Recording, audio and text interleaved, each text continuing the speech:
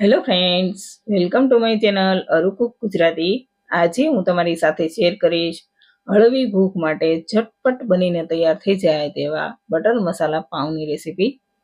ગમે ત્યારે ભૂખ લાગે તો એકદમ ફટાફટ બનાવીને ખાઈ શકાય તેવા બટર મસાલા પાઉં બનાવવા માટે ચાલો રેસીપી શરૂ કરીએ. ફ્રેન્ડ્સ, જો તમને મારી રેસીપીના વિડીયો જોવા ગમતા હોય તો વિડીયોને લાઇક અને વધુને વધુ શેર કરજો. ચેનલ સબસ્ક્રાઈબ ન કરી હોય તો સબસ્ક્રાઈબ કરી દેજો. તો બટર મસાલા પાઉં બનાવવા માટે પેન ગરમ કરવા મૂકીશું.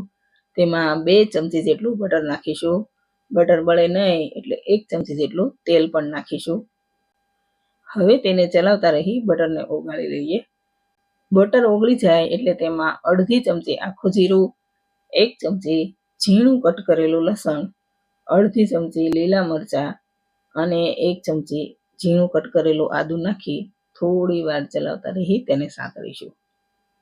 તો આપણે આદુ લસણ મરચાંની કચાશ દૂર થઈ જાય અને તેનો કલર ચેન્જ થાય ત્યાં સુધી તેને સાતળી લેવાનું છે.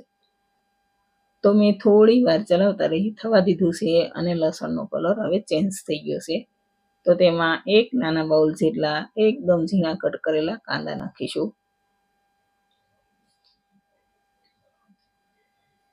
અને તેને પણ થોડી વાર ચલાવતા રહી થવા દઈએ. તો આપણે કાંદાને પણ થોડી વાર થવા દીધા છે. હવે તેમાં 1 નાના કેપ્સિકમને ઝીણું કટ કરીને નાખીશું અને તેને પણ ચલાવતા રહી કેપ્સિકમ 50% જેવો કૂક થાય ત્યાં સુધી થવા દઈએ. તો હવે કેપ્સિકમ પણ 50% જેટલું કૂક થઈ ગયું છે. હવે તેમાં મસાલા નાખીશું. તો સ્વાદ પ્રમાણે મીઠું, અડધી ચમચી કશ્મીરી લાલ મરચું પાવડર, 1/4 ચમચી જેટલી હળદર, અડધી ચમચી ધાણા જીરું પાવડર અને 1 ચમચી પાઉંભાજી મસાલો નાખીશું. મસાલાને સારી રીતે મિક્સ કરી લઈએ. તો મસાલા એકદમ સરસ મિક્સ થઈ ગયા છે.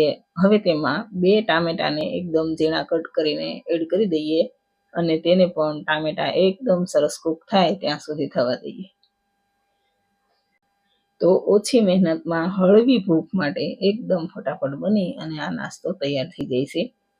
હવે ટામેટા પણ એકદમ સરસ કૂક થઈ ગયા છે. તો તેમાં 2 થી 3 ચમચી જેટલું પાણી નાખીશું અને તેને પણ સારી રીતે મિક્સ કરી થોડી વાર ચલાવતા રહી થવા દઈએ.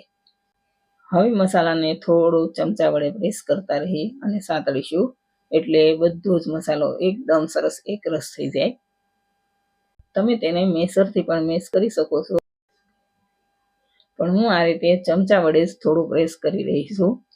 હવે મસાલો એકદમ રેડી છે. તેમાં થોડા લીલા ધાણા નાખી બરાબર મિક્સ કરી લઈએ અને મસાલાને નીચે ઉતારી લઈએ. હવે મેં મસાલા પાઉં બનાવવા માટે આ રીતના પાઉં લઈ લીધા છે. તો તેને વચ્ચેથી એક કટ લગાવી લઈએ. તો આપણે પાઉંમાં એક કટ લગાવી લીધી છે. હવે તેમાં આપણે તૈયાર કરેલો મસાલો ભરીશું. તો આ રીતે પાઉંમાં એકદમ સરસ મસાલો પાથરી લીધો છે. હવે ઢોસા પેન ગરમ કરવા મૂકીશું અને તેમાં થોડું બટર એડ કરીશું. હવે તેમાં પાઉંભાજી મસાલો અને લીલા ધાણા નાખી બધું જ ચલાવતા રહી પેન પર પાથરી લઈએ. હવે તેમાં પાઉં મૂકી અને તેને શેકી લઈએ. તો હવે પાઉંની ઉપરની સાઈડ આપણે થોડું બટર લગાવી લઈએ. તો આ રીતે એકદમ સરસ બટર લગાવી લેવાનું. થોડું આપણે તૈયાર કરેલો મસાલો પણ પાઉં ઉપર લગાવી લઈએ. હવે પાઉં એક બાજુ શેકાઈ જાય એટલે તેને પલટાવી લઈએ અને આ રીતે બંને સાઈડ પલટાવતા રહી પાઉંને શેકી લઈએ. હવે પાઉં શેકાઈ ગયા છે. તો આપણા બટર મસાલા પાઉં રેડી છે.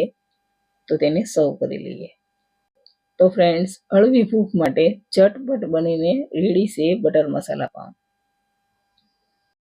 રેસીપી સારી લાગે તો જરૂર ટ્રાય કરજો અને વિડીયો પસંદ આવે તો લાઈક, શેર અને ચેનલને સબસ્ક્રાઈબ કરજો. Thank you for watching.